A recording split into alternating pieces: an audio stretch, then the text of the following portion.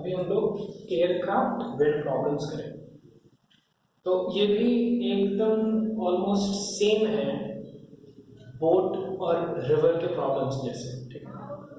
तो जैसे हम लोगों ने देखा था वेलोसिटी ऑफ बोट या फिर वेलोसिटी ऑफ इंजन, या है ना, ये सब चीज़ जो है हम लोग we tell it velocity of boat with respect to river only. Same चीज़ यहाँ पे भी है ना, aircraft, the velocity of aircraft in still air, या फिर वेलोसिटी ऑफ एयरक्राफ्ट, या फिर velocity of the engine of aircraft, ये तीनों भी एक ही चीज़ है, that is velocity of aircraft with respect to the air और with respect to the wind.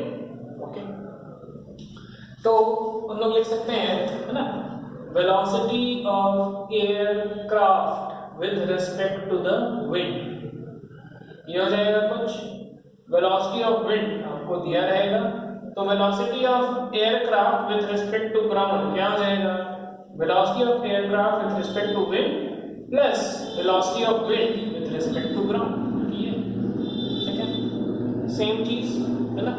इसको एक सवाल से करते हैं, एकदम क्लियर हो जाएगा आप लोगों को जो है।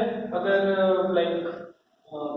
ये वाले वीडियो से पहले आप लोग बोट और रिवर वाला वीडियो आप लोग देख लें, तो फिर बहुत इजीली आपको समझ में आएगा। अब यहाँ पे एक एग्जांपल देख रहे हैं हम लोग, क्या एग्जांपल, एयरक्राफ्ट जो है 400 kilometre per our in still air चल रहा है, wind 202 kilometre per hour from south to north, ठीक है, विंड का डायरेक्शन है ये चलने का। प्लेन को किधर जाना है भैया, नॉर्थ ईस्ट 1000 किलोमीटर जाना है ना, यहाँ से इधर जाना है, ठीक है। अब देखो लाइक सिंपल चीज है, विंड जो है इधर चल रहा है ना, wind is going in this direction, तो अगर एयरक्राफ्ट स्थिर है तो केवल विंड के, है ना, अगर फ्लोट कर रहा है तो वो विंड के डायरेक्शन में जाएगा एयरक्राफ्ट।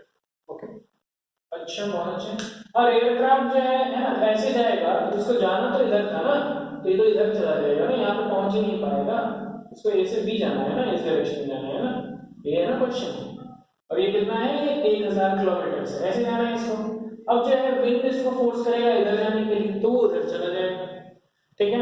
तो एयरक्राफ्ट को किस एंगल पे जो है जाना पड़ेगा ताकि वो यहां से यहां जाए, ठीक है, ताकि वो यहां से यहां जाए, ठीक है। तो अब वो जो है एकदम कॉमन सेंस से देखिए, एकदम कॉमन सेंस से देखिए, अगर एयरक्राफ्ट जो है ना, एयरक्राफ्ट को कहां से कहां जाना है, यहां से यहां, अगर एयरक्राफ्ट इस डायरेक्शन में जाएगा तो क्या हो जाएगा, है ना, इधर तो एयरक्राफ्ट अगर इस डायरेक्शन में जाएगा तो बेसिकली क्या हो जाएगा, है ना, ये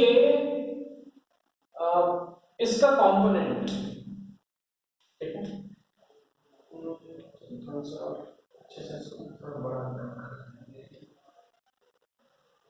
एयरक्राफ्ट को कहां जाना है, यहां से यहां जाना है, ए से,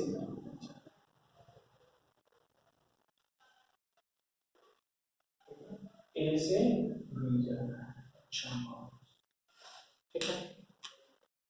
तो और विंड जो है इस डायरेक्शन में है, परपेंडिकुलर डायरेक्शन में है। अब देखिए ध्यान से, विंड जो है इसको इस डायरेक्शन में लेके जा रहा है, ओके। ये विंड के वेलोसिटी का, है ना, ये 200√2 है, विंड के वेलोसिटी का दो कंपोनेंट कर लीजिए, दो कंपोनेंट कीजिएगा, तो विंड का वेलोसिटी इस डायरेक्शन में एक कंपोनेंट हो जाएगा और इस डायरेक्शन में एक कंपोनेंट हो जाएगा, क्योंकि ये 45 डिग्री है तो इधर हो जाएगा 200√2 cos 45 which is 200, और इधर भी हो जाएगा 200, ठीक है। अब ये विंड जो है इसको इधर लेके तो जा रहा है, लेकिन इधर भी लेकर के जा रहा है ना। हमको अगर यहां से यहां जाना है तो इस डायरेक्शन में, परपेंडिकुलर डायरेक्शन में there has to be no velocity, ठीक है। मैं फिर से लिखता हूं, for aircraft to go from, for aircraft to go from A to B, there has to be zero velocity in direction perpendicular to AB के perpendicular में zero velocity होना चाहिए। किसका? Velocity of aircraft with respect to ground. ठीक है, aircraft का velocity with respect to ground जो है कितना होना चाहिए? जीरो होना चाहिए इस परपेंडिकुलर डायरेक्शन। ठीक है, सिंपल सा चीज है ना। इसको अगर है ना एक बार और समझा देते हैं। अगर हमको जो है केवल आई डायरेक्शन में ही जाना है तो जे डायरेक्शन में या ऊपर या फिर नीचे जीरो होना चाहिए ना वेलोसिटी, क्योंकि अगर इधर गए और इधर भी है तो ऊपर जाएंगे ही ना, ऊपर जाएंगे है ना, ऊपर या नीचे।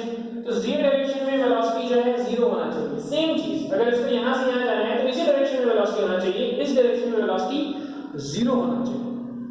ठीक है, क्लियर? अच्छा ठीक है। ये सेम चीज आता था ड्रिफ्ट वाले में भी। ड्रिफ्ट के कंडीशन में क्या था याद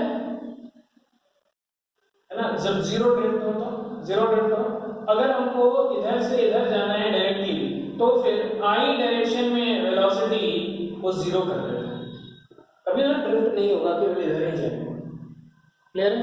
तो अब देखो जो है ना, प्लेन जो है 400 से चल सकता है। चलिए इसको हटा देते हैं। प्लेन जो है भैया 400 से प्लेन हमारा चल सकता है। तो पक्का क्या होगा, ये प्लेन जो है ना किसी ऐसे डायरेक्शन में इसको जाना पड़ेगा 400। ये अगर थीटा हो गया तो देखो ध्यान से, है ना, 400 का दो कंपोनेंट हो गया, इस डायरेक्शन में हो गया 400 cos थीटा, इस डायरेक्शन में हो गया 400 sin थीटा।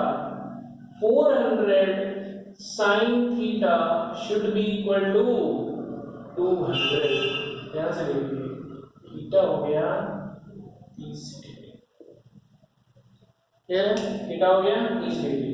तो आपका डायरेक्शन जर्नी हो गया, क्या हो गया? तो ये 30 है तो भैया ये पक्का 60 है, सॉरी ये 30 है तो ये पक्का ये 15 डिग्री है, क्योंकि 45 तो हो गया है ना। तो डायरेक्शन ऑफ जर्नी क्या हो जाएगा? 15 डिग्री इधर नॉर्थ ऑफ ईस्ट, मतलब कि ईस्ट से आप 15 डिग्री नॉर्थ, ये हो जाएगा।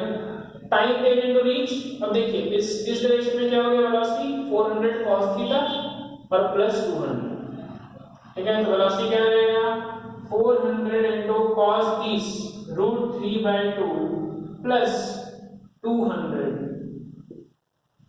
ठीक है, 200 √3 प्लस 1, टोटल कितना ही जाना है हमको? 1000 किलोमीटर।